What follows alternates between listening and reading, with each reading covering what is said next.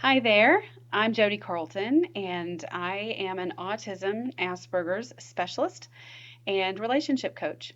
And today I want to talk to you about 5 signs that you may be in a relationship with someone who has autism, or what used to be called Asperger's, or high functioning autism. It's all the same thing.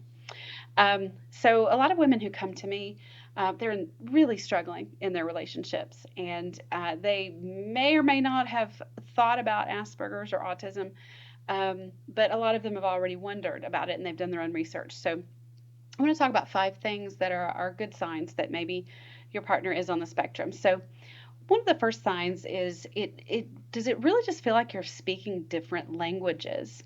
Like you both speak English, but it honestly feels like English is not the first language for your spouse. Almost like he speaks another native language, but he's speaking English to you, and that you just completely use words and phrases and terminology differently, and you're constantly misunderstanding each other and just finding yourself going, what? And he's even doing the same thing. This can be a very common thing that we see in someone who has Asperger's, because language and the use of language is often quite different because of the I won't get into the reasons, but it has to do with neurological hardwiring and how those with Asperger's are visual thinkers and not they don't think in language the same as we do.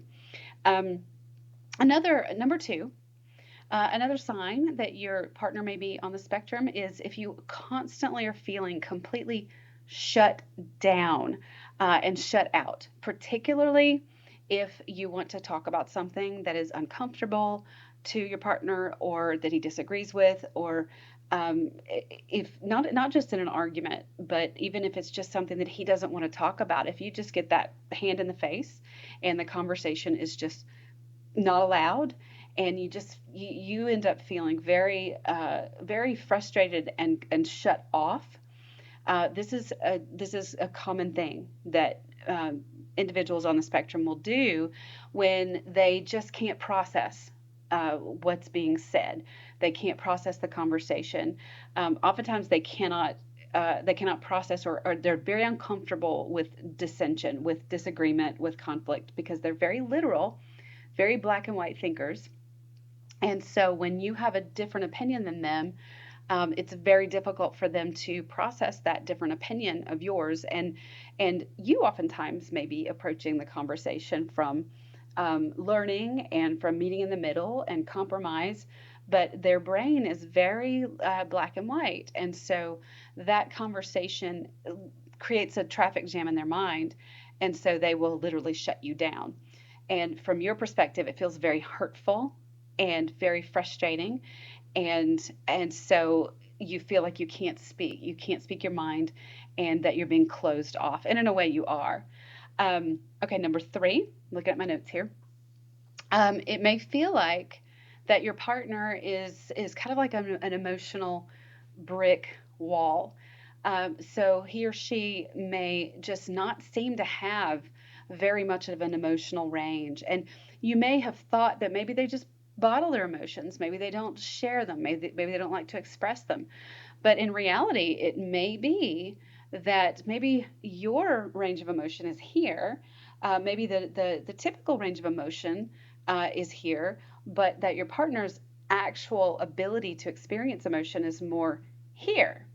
And so, if you've seen evidence that there's just really not that range of emotion versus them not being willing to express it with you, this is also another thing that's pretty common with folks on the spectrum.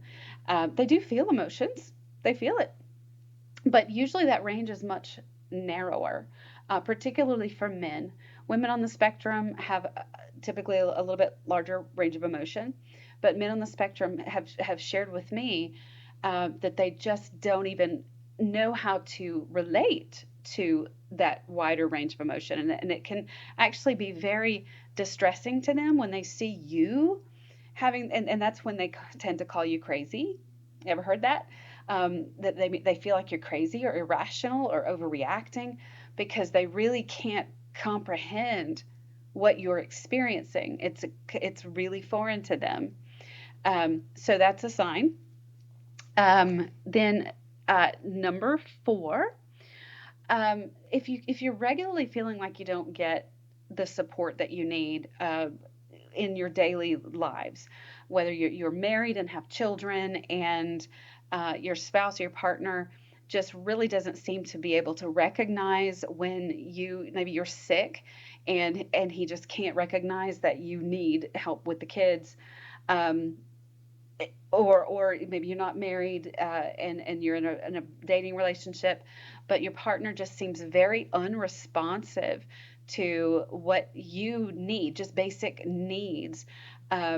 Whether it's just basic communication needs, maybe you text and you just don't get a response back, which is just the basic back and forth communication needs that we all expect. There may just be kind of a misunderstanding that you need that response. You need that reciprocal communication.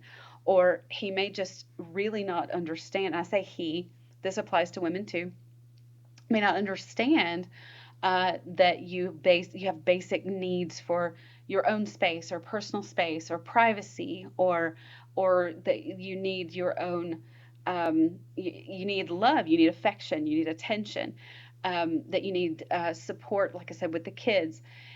Those things may just, he may not understand those. And if he doesn't understand those, then he's not going to follow through. And this can result in you feeling not loved at all, and feeling like he doesn't care, and that he's very self centered and selfish.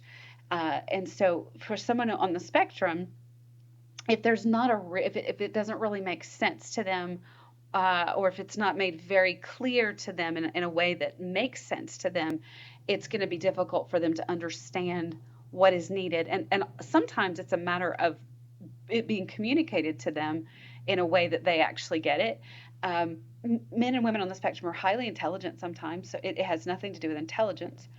It just has to do with the way they perceive what they're perceiving, and what they're not perceiving sometimes. Number five, um, there a lot of times folks on the spectrum have a very rigid way of thinking, and so you'll see this in the form of very rigid structure and routine, and needing to stay with that structure and routine, and being very upset and distressed if that routine is changed. Oftentimes they won't have a problem with changing your routine, but if their routine is changed, and sometimes those routines may seem kind of bizarre to you, what they need to have, the structure they need to have in place, it can look OCD like, but they really have to have that structure and that routine in place. And if it's disrupted, that you may see something that looks like a childish tantrum, or what we would call a meltdown, because that routine is very necessary for their brain to organize itself. Because folks on the spectrum a lot of times struggle with executive functioning, big clinical term, for organization, structure, and they need things to be in place, and very linear thinking, in order for all of this sensory information that's coming into them every day that their brain doesn't process very efficiently. And so they need routine and order.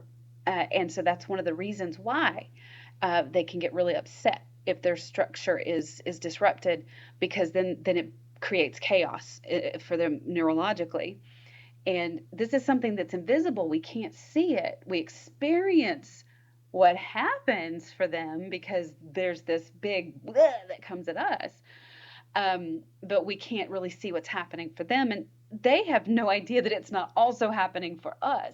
So they we look at sometimes absolutely insane to them, because they have no way of understanding that our reality and the way our brains work is completely different from theirs.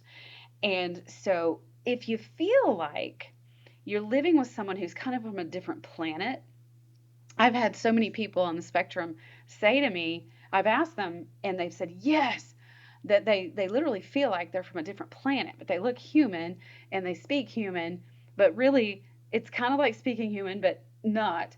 And they know that there's something different about them, but they can't quite put their finger on it, and they've always known it. So if you also feel like you're living with someone from a different planet, but that looks like a human being, but you just can't seem to connect, that's also another sign. There's number 6 as a bonus for you guys. So today, I don't know what day you're watching it. Today's April 2nd, so it's Autism Awareness Day. So I thought this would be a great day to upload this video and let you guys know some of these signs that maybe you're in this Asperger's relationship. Now, um, I don't actually recommend evaluation for adults. Just today, I had a woman in a group that I'm in. Her husband got evaluated, and the provider just really didn't have much experience with autism, and it was kind of a disaster because the results came back negative, and he likely is on the spectrum, and so it just created more of a hassle in their relationship. So I don't necessarily recommend that if you think, okay, maybe he's on the spectrum, that you go run out and try to get him tested. I think that that could be counterproductive. But if you do want some help with this, it's what I do, guys. This is what I do for a living. So I'm here to help you, and I want to help you. So I'm going to drop a link here where you can contact me. You can book an appointment with me. And let's get started figuring this out for you. And if it turns out that your spouse is on the spectrum, or hey, if you're watching this and you think you are on the spectrum, I can help you too. I've been working with folks on the spectrum now for over 10 years. So let's talk and let's get this figured out for you. Thanks for watching, guys, and I hope you're having a great April.